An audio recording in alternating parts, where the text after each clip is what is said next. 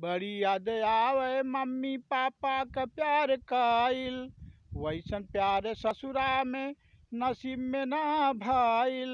बड़ी याद आवे मम्मी पापा का प्यार काइल, वैसन प्यार ससुरा में नसीब में ना भाईल।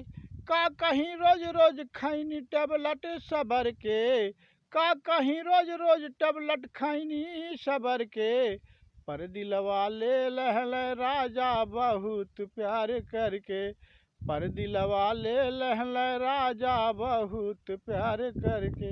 रोत रहल मम्मी पापा बहुत जात की बेरिया, ससुरा पहुँचनी तो याद आवे घरिया घरिया। बहुत रोवत रहल मम्मी पापा जात की बेरिया, ससुरा पहुँचनी तो याद आवे घरिया घरिया। पर हमके भार मौला राजा मुस्की मार मार के, पर दिलवा ले लहल राजा बहुत प्यार करके, दिलवा ले लहल राजा बहुत प्यार करके। बड़ी याद आवे मम्मी पापा का प्यार काइल, वैसन प्यार ससुरा में नसीब में ना भाईल। बड़ी याद आवे मम्मी पापा के प्यार काइल, वैसन प्यार ससुरा में नसीब में ना भाईल।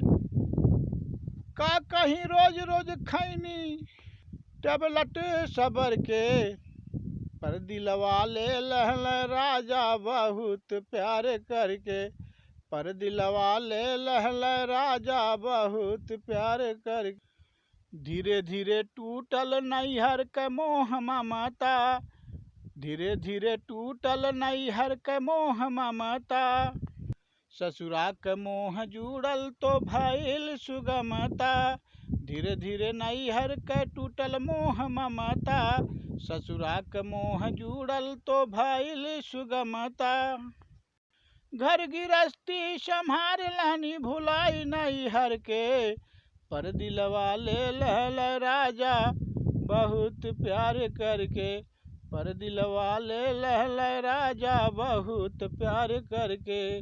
बड़ी याद आवे मम्मी पापा का प्यार काइल, वैसन प्यार ससुरा में नसीब में ना भाईल।